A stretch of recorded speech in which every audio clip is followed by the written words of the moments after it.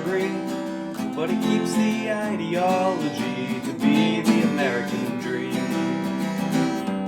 In 1931, the dream had just begun when James Truslow Adams sung of the American dream. In fact, it goes quite back 150 years in the past when the Declaration of Independence swore the American dream. And the poor, the rich, the white, the black are treated with no remiss, with life, liberty, and the pursuit of happiness. So how'd this happen? It's not like one day some guy just wrote down on a piece of paper saying, "Hey, we should have a dream," and then they did. No, there's quite a bit of a history behind it, but if you want to get down to kind of the roots of it, we have to go back to the year 1775. Revolutionary War, where the dream took its course. They got their independence by force in the Revolutionary War. The Americans were heavily taxed by British unconstitutional acts, which led the Americans to act to start the Revolutionary War. They wrote the Declaration of Independence, which had the dream written within it, that all men are created equal, as if you're a white, wealthy male in good health. So then they fought against the Brits, and after many years of fits, the Americans declared their independence. Revolutionary War, it's where the dream took its course. They got their independence by force in the Revolutionary War. So America's finally a country, congratulations. But where do they go from here? I mean, they got what they wanted. This is America that we're talking about though, so they wanted more. So where do they go next? The Manifest Destiny is the next place America sees. The rapid expansion of colonies is the manifest destiny. Because America was chosen by God, and they stood above all law. And yes, this prophecy was flawed, but that's the American dream. So then Americans headed west in hopes to seek their quest, to find the very best on the other side. 1783, a part of Paris's peace treaty gave the Americans part of Great Britain's side. And in the year 1803, Jefferson wanted New Orleans, and Napoleon needed money, so the French just sold it away with much more. And then in 1819, Andrew Jackson invaded Florida, Spain, which in turn they just sold the land to him for $5 million. And then in 1845 and 6, America got Oregon and Texas. And then 2 years later, they got a little bit more. The manifest destiny, the rapid expansion of colonies, the thought of upward mobility in the manifest destiny. Now, of course, the rapid expansion of the U.S. led to tensions with Native Americans. They were forcibly removed from their homes.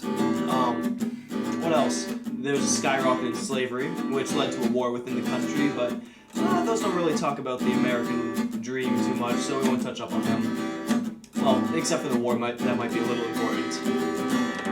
The American Civil War, when the nation was torn by the South and the North. Oh, the American Civil War.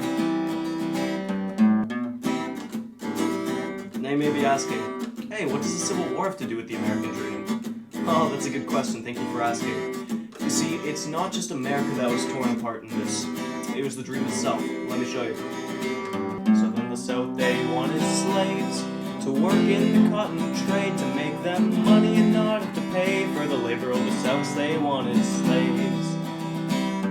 While the North, they fought for freedom. They fought for what they believed in. The slaves are more than 3/5 human. Oh, the North, they fought for freedom. So then they split the country in two. By the gray and by the blue, we saw the bloodiest battle ensue when the country was split in two.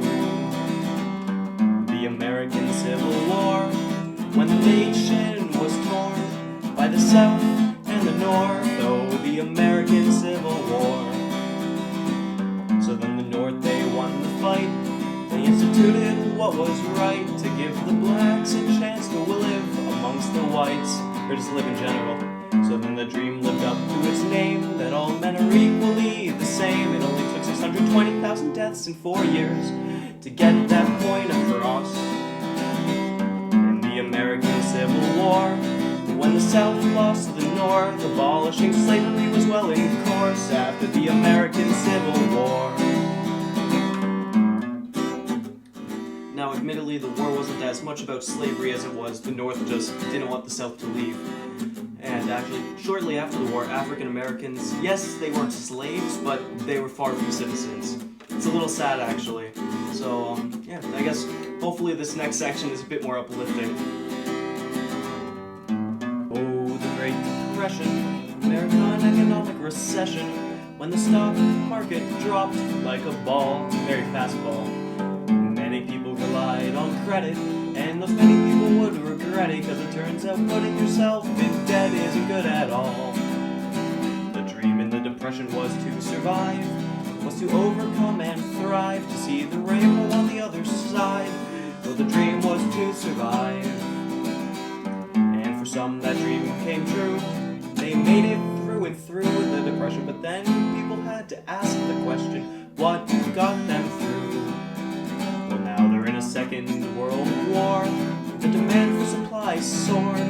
Americans needed more now that they're in a Second World War. So then they fought against Germany, kicked ass against the Nazis. Through tactics proved again why they're the best, in their own opinion. They got themselves out of a depression. They fought with innovation and invention. They introduced a brand new weapon which said goodbye to 2 cities in Japan. Now, there's a bit more to this war than just, war. There's a certain group of people that shined in it. The war gave jobs to women. They made weapons and ammunition. There were also nurses, spies, and technicians. When the war gave jobs to women, this proved that women weren't less than men. They could do the job at hand. There was no more saying that women can't, because women weren't less than men. So America fought themselves out of a depression and a war, and while they were at it, they gave more equality to women's roles in America. It's not bad, but I think it's time for another certain group of people to see the spotlight. The Civil Rights Movement fought for equality and improvement in the country that claimed that it was the land of the free.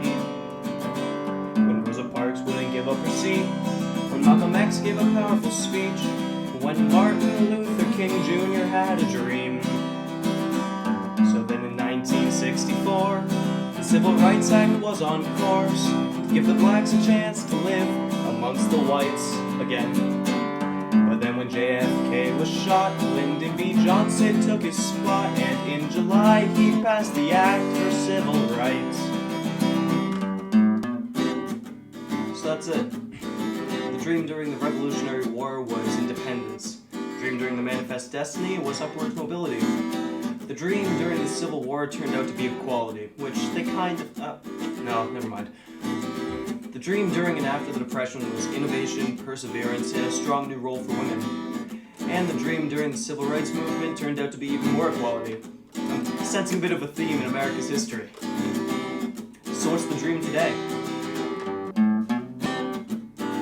That'll be a story for another time. But for now, the American dream has a lengthy history.